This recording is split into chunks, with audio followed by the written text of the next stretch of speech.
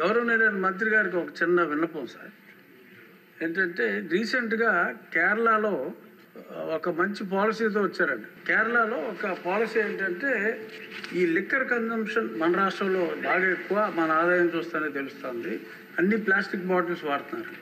కేరళలో ఎగ్జాంపులరీగా ఒక్క జిల్లాలో మొదలు పెట్టారు. ఏంటంటే ఆ బాటిల్ మీద 10 రూపీస్ ఎక్స్ట్రా ఛార్జ్ చేస్తున్నారు. ఛార్జ్ చేసిన తర్వాత ఖాళీ బాటిల్ ఇచ్చిన వెంటనే they have to repay the 10 rupees.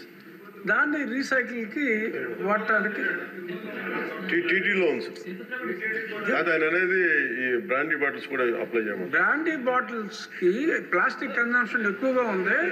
ఎక్కడ పడితే అక్కడ పడేస్తున్నారు కాబట్టి హ్యూజ్ కన్జంప్షన్ ఒక దగ్గర కలెక్ట్ అవుతుంది. అది ఈ కొంచెం ఎక్సైజ్ డిపార్ట్మెంట్ వాళ్ళతోటి కోఆర్డినేట్ చేసుకుంటే major percentage of plastic waste ఒకటి చేయొచ్చండి. కేరళలో ఇంప్లిమెంట్ అయింది.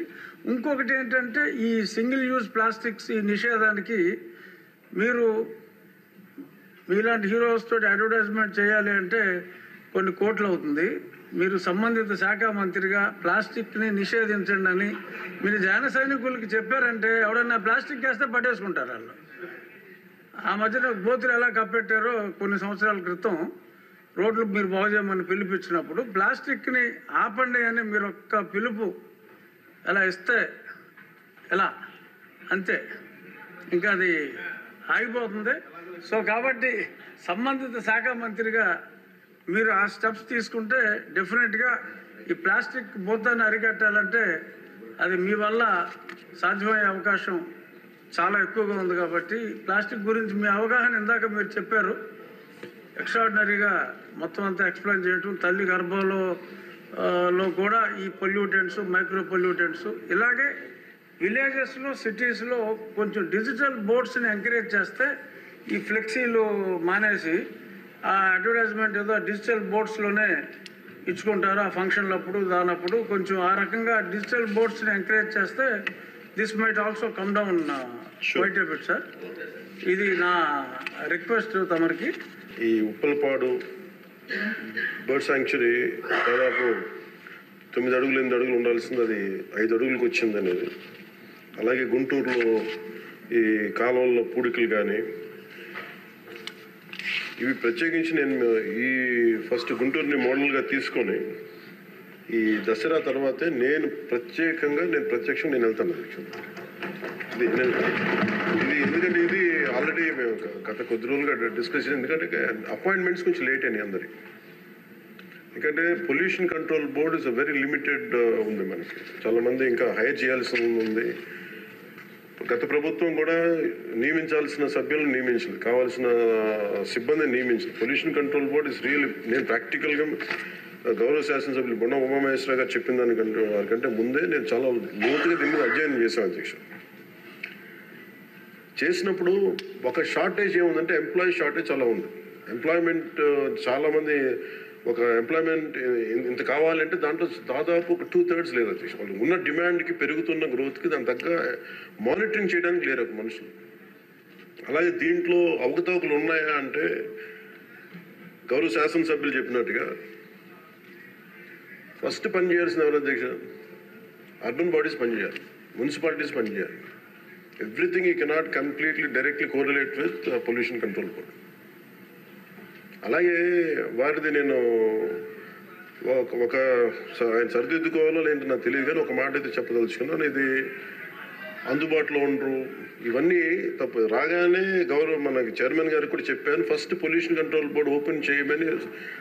అదొక వాస్తవం ఏంటంటే పొల్యూషన్ కంట్రోల్ బోర్డు సామాన్య మనిషికి సంబంధం ఓన్లీ ఇండస్ట్రియల్ కనెక్టెడ్ అనుకుంటాను. ఇది ఫస్ట్ టైం కృష్ణయ్య గారు వచ్చాక వారికి తెలియజేసిన హీ హ్యాస్ ఓపెన్ ఇట్. ఎవరైనా సరే ఎనీ ఆఫీస్కి వెళ్ళిపోయి మీరు పొల్యూషన్ కంట్రోల్ బోర్డు ఆఫీస్కి వెళ్తే మీకు అది ఓపెన్గా ఉంటుంది. దానికి నేను బాధ్యత తీసుకున్న తర్వాత మొట్టమొదటి చేసిన అధ్యక్ష. కాబట్టి దీని మీద అవగాహన కల్పించాలి. అసలు వెళ్తే కొంత సమాధానం, ఎందుకంటే first of all there is extensive employment shortage ఉంది, దానికి అదొక మేజర్ సమస్య. అలాగే వారు లేవనెత్తింది ఇంకొకటి రామ్కి సంస్థ మీద వారికి షోకాస్ నోటీస్ ఇష్యూ చేయడం జరిగింది, యాక్షన్ తీసుకోవడం జరిగింది.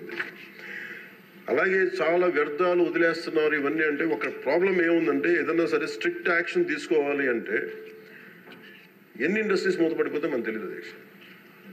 ఇప్పుడు మీకు ఇందాక నేను ఎందుకు ప్రస్తావించానంటే ఉదాహరణకి ఫ్లెక్సీస్. ఇప్పుడు ఫ్లెక్సీలని వెంటనే మనందరికీ తెలుసు ఫ్లెక్సీస్ మైక్రో లెవెల్ డిస్ట్రిబ్యూట్ అయిపోయి భూమిలోకి ఇంకిపోతున్నాయి, నీళ్ళలోకి వెళ్ళిపోతున్నాయి, గాల్లో కలిసిపోతున్నాయి, ఆ తిరిగి తల్లి గర్భంలోకి వెళ్ళిపోయి ఇవన్నీ తెలిసిందే. కానీ ఏదైనా వెంటనే బ్యాన్ చేద్దామంటే it has become an employment source for many people. కొన్ని కుటుంబాలు రోడ్డు మీద పడిపోతాయి. సో దీనికి ఏం చేయాలి? దీనికి చాలా సహజ క్రమంలో తీసుకురావాలి, ఒక మార్పు పట్టుకురావాలి, చాలా సహజ క్రమంలో కొంత అవగాహన కల్పించాలి, వారికి కొంత తెలియజేయాలి. సడన్గా మెషిన్ పెట్టాల్సిన ప్లాస్టిక్ పెట్టే చోట బయోడిగ్రేడబుల్ మెటీరియల్ పెట్టాలంటే దానికి ఆ పర్టికులర్ ప్రింటింగ్ మెషిన్ ఎంతవరకు యాక్సెప్ట్ చేస్తే కలర్స్ అంత సాచురేషన్ ఉంటుందా లేదా ఇవన్నీ కూడా ఆలోచించాలి దేశం. నా ఉద్దేశం ఏంటంటే ఒక ప్లాస్టిక్ చిన్నపాటి ఫ్లెక్సీకే మనం ఇంత ఆలోచిస్తున్నప్పుడు can you imagine the magnanimity to apply the real true pollution norms to every industry? ప్రపంచం మొత్తం మీద ఇది ఒక భారతదేశంలో ఇది ప్రపంచం మొత్తం మీద I'm very deep committed environmentalist అధ్యక్షుడు. నేను రియల్ లైఫ్లో వాడటానికి మనం ఆలోచిస్తాను. కానీ ప్రాక్టికల్గా మనం చూసేటప్పటికి ఇప్పుడు ఏ పరిశ్రమ అయినా సరే పొల్యూషన్ లేకుండా ఏ పరిశ్రమ లేదు, ఒకటి లేదు. కాబట్టి ఏమవుతుంది, అప్లై చేయాలి ఒక రూల్ అంటే ఇది గౌరవ ముఖ్యమంత్రి గారు కూడా మీకు రెగ్యులేటరీ బాడీగా ఉండాలి తప్ప మీరు ఎన్ఫోర్స్మెంట్ బాడీగా నిజంగా పొల్యూషన్ కంట్రోల్ బోర్డు ఉంటే అది ఏ రకమైన ఒక అస్తిత్వానికి దారి ఒక స్థిమితం లేకుండా ఎలా వెళ్ళిపోతుందని ఒక భయం ఉంది అందరికీ, ఇంక్లూడింగ్ గౌరవ ముఖ్యమంత్రి గారికి కూడా ఉంది. ఇది వారి దృష్టికి నేను ప్రత్యేకంగా తెలియజేశాను. సో అది ఒక నామ్లో అదొక పరిగణలోకి తీసుకున్నాం అధ్యక్ష. అలాగే వీఆర్ వెరీ కమిటెడ్ ఫర్ ఇది ఒక్క ఆంధ్రప్రదేశ్ రాష్ట్రానికే కాదు, ఎంటైర్ మన భారతదేశానికి సంబంధించి కానీ ప్రపంచానికి సంబంధించి మన అందరి బాధ్యత ఇది మనందరి బాధ్యత. అలాగే పారిశ్రామికవేత్తల బాధ్యత కూడా ఉంది. కొన్నిసార్లు నదుల్లో కాలుష్యాలు వదిలేస్తానంటారు, జరుగుతూ ఉన్నాయి కొన్ని చోట్ల. ఉదాహరణకి మనకి డెల్టా పేపర్ మిల్స్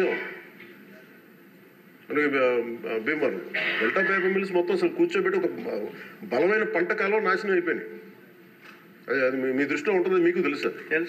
కానీ ఇప్పుడు తీసేద్దామంటే ఇప్పుడు దీన్ని ఎలా శిక్షిస్తారు దీన్ని చెప్పండి. దీనికి కొంత ఒక విస్తృతం నేను ఎందుకు ఒక వేగ్గా అడగలేదు అధ్యక్ష. నేను ఎందుకు ఒక రోజు ప్రత్యేకించి దీని మీద మీరు చర్చ పెట్టాలని ఎందుకన్నానంటే ఇలాంటి గౌరవ సభ్యులు లేవనెత్తింది దాన్ని ఖచ్చితంగా పరిశీలించాల్సిన అంశం. కానీ మీరు intention should be Nobel and pure. మీరు ఇంటెన్షన్ డోంట్ టార్గెట్ ఓన్లీ ఈ అయోధ్య రామ్కి ఏముందంటే ఒక పరిశ్రమ చేస్తే మళ్ళీ గత ప్రభుత్వంలో అయిపోతాం. ముఖ్యమంత్రి గారి ఇంటెన్షన్ కూడా అది కాదు. ఇప్పుడు ఈ వేరే పార్టీల నుంచి రూలింగ్ పార్టీలోకి వచ్చారు, వీళ్ళందరినీ తీసుకున్నప్పుడు కంటిన్యూస్ వాళ్ళ సైడ్ తీసుకున్నారో మనకు తెలియదు. కానీ వాళ్ళు గతంలో పనిచేశారు కదా, ఆ ఇంటెన్షన్తో చేస్తే మటుకు అది ఈ ప్రభుత్వానికి అది రైట్ కాదు. అది we're committed for it. At the same time we're here to make sure certain positive changes has to take place. But how do we take it forward? ఇది ఒక విస్తృత స్థాయి చర్చ జరిగితే తప్ప గౌరవ ముఖ్యమంత్రి గారు కూడా దీని మీద నిర్ణయం తీసుకోవాలంటే గౌరవ సభ్యులందరూ కూడా దీంట్లో పాల్గొని ఈ నిర్ణయం తీసుకుంటే ఈ పాలసీ చేంజ్ చేస్తే ఇంప్లిమెంట్ చేస్తే ఒక పాలసీని ఇంప్లిమెంట్ చేయాలో ఏమేమి ఉంటాయి కళ్ళ ముందు. మనకి ఈ రోజుకి వివేకానంద గారి కేసులో మర్డర్ జరిగిందని తెలుసు, మనం ఇంకా చేయలేకపోతున్నాం దాన్ని. ఇవన్నీ అందుకని దీన్ని అంటే నా ఉద్దేశంలో అపీల్ టు యూ గౌరవ శాసనసభ్యుల్ని నేను ఒకటే కోరేది ఏంటంటే బొండమ్మ గారిని ఖచ్చితంగా it will be taken, it will be considered and this is my commitment to you all. ఈ సభకి మీ ద్వారా కమిట్మెంట్ ఇస్తాను. పర్యావరణాన్ని చాలా చాలా ప్రథమ బాధ్యతగా మేము తీసుకున్నాం అధ్యక్ష. కాకపోతే దీనికి ఏంటంటే ఫండింగ్ ఇవన్నీ ఉన్నాయి. మేము ఫండింగ్ దాటి కూడా చెప్తున్నాం అధ్యక్ష. ఇది ఒక మీరు ఎమోషనల్ కమిట్మెంట్ అనుకోండి, దీన్ని ఒక గుండె లోతుల నుంచి వచ్చిన ఒక స్ఫూర్తితో చెప్తున్నా ఏదన్నా అనుకోండి. ఈరోజు మనకి నిజంగా పర్యావరణాన్ని పరిరక్షించాలంటే అంత నిధులు కూడా లేవు మనకి. ప్రజలు తినేసి అక్కడ వేసేస్తున్నారు ప్లాస్టిక్. దీనికి చంద్రబాబు గారిని మేము వెళ్ళి కూర్చోబెట్టి రోజు తీయలేం అధ్యక్ష. దీనికి దర్ ఆర్ ఎనఫ్ ఎంప్లాయ్మెంట్. దాని అంతట్లో చాలా మంది ఎంప్లాయీస్ ఉన్నారు, ప్రజల్లో ఇది రావాలి. సో దానికి తగ్గట్టుగా ఏం చేయాలని ఈ సభ కొంచెం సీరియస్గా తీసుకొని దీని ఒక అవగాహన అందరికి కల్పించుకొని మనందరికి ఒక బలమైన బాధ్యతగా తీసుకుంటే దాన్ని ఇది మనం ప్రజల్లోకి 5 కోట్ల మంది ప్రజల్లోకి తీసుకెళ్ళచ్చు అధ్యక్ష. అది మీ ద్వారా కోరుకుంటున్నాం. బట్ నేను మీకు మాట ఇస్తున్నాను అధ్యక్ష. మేము ఇప్పుడు ఈరోజు రామ్కి ఒక్కదాని గురించి చెప్పాను, మాకు 100 ఉన్నాయి అధ్యక్ష. ఇలాంటి నేను ఒక 25-50 చెప్పగలను as on today. But the purpose will be defeated. భయపెట్టడం పారిశ్రామికవేత్తల్ని, లేదంటే వాళ్ళని కూర్చోబెట్టి వాళ్ళని మన ఏమేమి జరుగుతుందో వాళ్ళకి తెలియజెప్పి వాళ్ళ ద్వారా చేయించడం. ఇప్పుడు ఇదే నాకు డెల్టా పేపర్ మిల్స్ మనకి మొన్న కూడా ఉన్నాయి. ఆక్వా ఈరోజు 25,000 ఇన్ని వేల కోట్ల ఆదాయం ఆక్వా ఇస్తుంది. అది ఎంత పొల్యూషన్ క్రియేట్ చేస్తుంది మాట్లాడాలంటే. కానీ ఇండివిజువలైజ్ చేయలేదు కదా. It should be total policy. అందుకని దీన్ని దృష్టిలో పెట్టుకొని మీరు దీన్ని ఈ ఒక్క ప్రశ్నతో ఈ ఒక్క పోటుతో కాకుండా విస్తృత స్థాయిలో మీరు ఒక రోజు దీని మీద చర్చించి, pollution is the future of our life. Pollution జరిగితే మనం ఎంత డబ్బులున్నా ఎంతున్నా ఆనందంగా బతకలేని పరిస్థితులు, మాస్కులు పెట్టుకోవాల్సిన పరిస్థితులు వస్తాయి భవిష్యత్తులో. అలాగే ఉన్నాయి యాజ్ ఆన్ టుడే. మీరు దీని మీద ఒక నోట్ చేయండి అధ్యక్ష. ఒక విస్తృత స్థాయి ఒక అసెంబ్లీ ఒక సభ జరగాలి దీని మీద. ఆ రోజు వచ్చేలోపు మేము ఏమేం చేసాం, ఈ రోజు గౌరవ శాసనసభ్యులు లేవనెత్తిన అంశాలన్నిటికీ నేనే ప్రత్యక్షంగా వెళ్ళి ప్రతిదీ నేను పరిశీలించి నేను దాని మీద సరైన మీకు ఒక నివేదిక అందజేస్తాను. నేను మీకు హామీ ఇస్తున్నాను. Thank you.